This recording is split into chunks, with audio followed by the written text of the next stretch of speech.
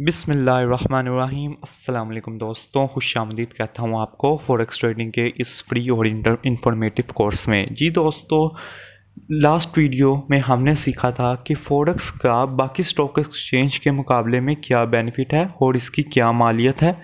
और हमने देखा था कि ये फॉरेक्स पूरी दुनिया में सबसे बड़ी एक मंडी है, ठीक है, ट्रेडिंग की।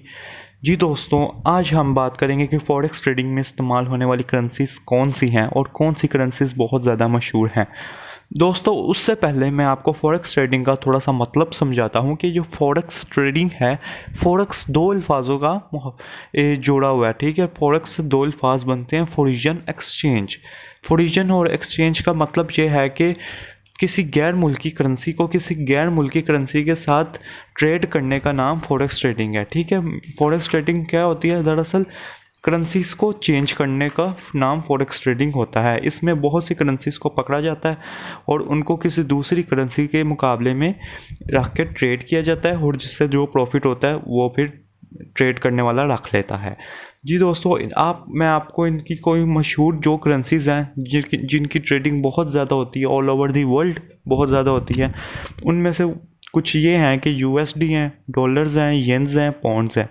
दोस्तों, इनके पेयर्स बना के, इन करेंसीज के पेयर्स बना के ट्रेडिंग की जाती है। अब इनके पेयर्स किस तरह होते हैं वो आपको स्क्रीन के सामने देख रहे होंगे कि इस तरह लिखा होता है कि euros versus US dollar versus जापानी yens, GBP versus USD dollars, AUD versus USD dollar, USD versus CAD।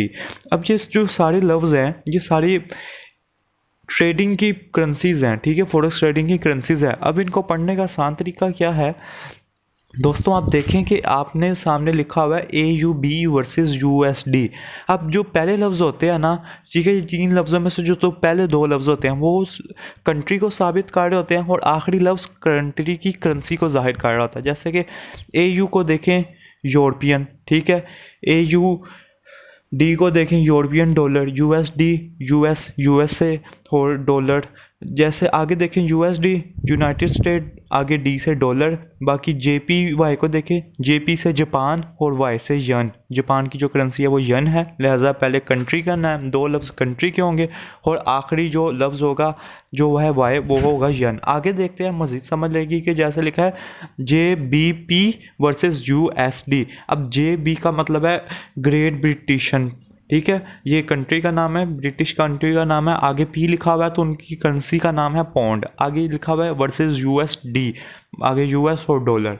आगे देखें AUD लिखा है USD, समझ गए होंगे आप। AU से कंट्री का नाम है, AU का मतलब है ऑस्ट्रेलियन, आगे D का मतलब है dollar, Australian dollar versus US dollar, ठीक है। इस तरह करेंसीज की एक्सचेंज को फॉरेक्स ट्रेडिंग कहते हैं, ठीक है। हम लोग फॉरेक्स ट्रेडिंग का बस नाम सुन के डर जाते हैं कि पता नहीं क्या होता है, इसमें कौन सी चीज़ क्या होता है, लेकिन हमें सीखना चाहिए, ठीक है। जैसा कि अब आज आपने ये इन्फॉर्मेटिव वीडियो देख ली और आपको अंदाज़ा हो गया और अब आपसे पूछेगा तो आप उसको कहने के काबिल होंगे और आपको खुद भी पता लग गया कि फॉरेक्स में एक्सचेंज को, किसी भी चीज़ की एक्सचेंज को ट्रेडिंग फॉरेक्स ट्रेडिंग कहते हैं। अब इसमें ये तो करेंसीज की हैं, कुछ फॉरेक्स ट्रेडिंग में इस तरह होता है कि गोल्ड को रख के एक्सचेंज करते हैं या गोल्ड को रख के उसमें ट्रेडिंग करते हैं, ठीक है। ज़्यादातर करेंसीज की ही ट्रेडिंग होती है फॉरेक्स में और इसमें ही बहुत ज़्यादा प्रॉफिट निकल जाता है। बाकी जो लास्ट वीडियो मैंने आपको बताई थी उसको भी अगर आप देखना चाहें ना